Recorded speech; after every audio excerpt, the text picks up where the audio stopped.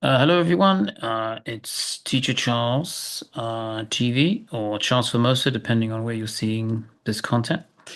I'm very excited to try to discuss my research in a little bit more detail when it comes to mainland China, which is a fascinating part of the world, the original uh, Grand Tartary, which also actually incorporated Russia and parts of Mongolia, Nepal, modern day Taiwan. So th there is a fascinating topic here. I want to do one. I want to discuss a little bit um, some of the history of the Tartar city. But before I do that, I'd like to discuss the ghost cities. I think the ghost cities are very important. If we don't discuss the ghost cities, we are kind of missing out on something very crucial here. The ghost cities are basically cities that have been built in order to record a uh, a growth in GDP and the general economic stability, and to lend against property, thereby either cleaning funds or avoiding paying tax. But also, very important is the investment, to show investment possibilities in China and to offer that investment to other countries. And not only that, but to offer the investment as a bargaining chip when you do go to other countries and say, we will give you investment in various cities. Once these structures are built, there are rarely enough people to inhabit them, which begs the question, where are the people that supposedly make up the current population of China? And when I say the population of China is likely to be incorrect, it has in the 2025 consensus, I think, given by the worldometer.info, is 1.414 billion, so 1,414,000,000. Again, these figures have to be inflated, and then the city has to be inflated to the construction rate of cities. And even the cities that you see here in these images are also inflated. They probably would be duplicated multiple times just to show China as some kind of world leader in all of these basic fundamental population, GDP, investment growth, construction rates, city planning, city growth. And it's the most populous country, that they want to show that it's the most populous country.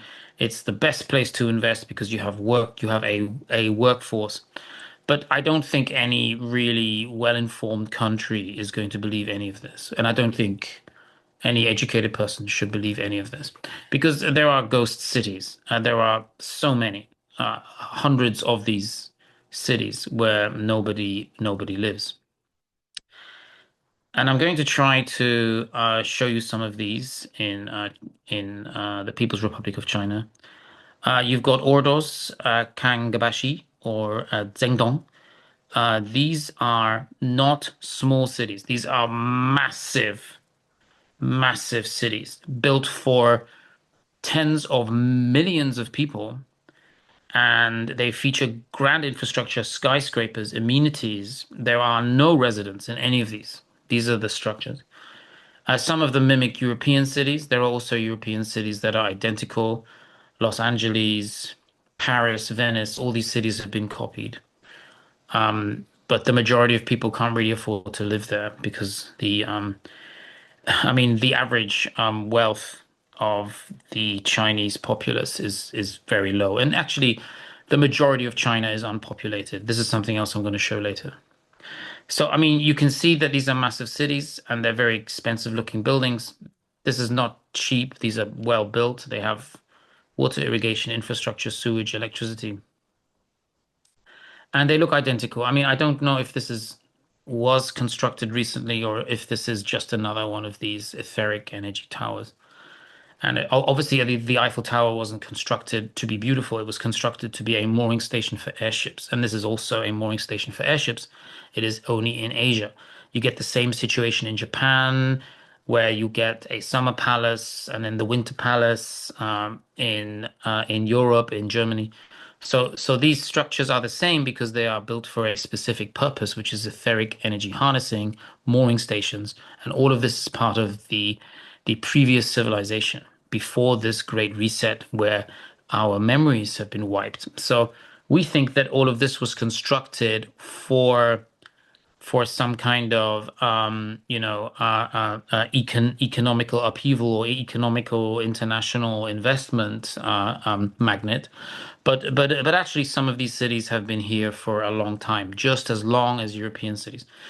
Here we see New York again compared to Zhangdong, Pudong, uh, Pudong, which has slowly had more people moving in, apparently, but still nothing like American cities or European cities.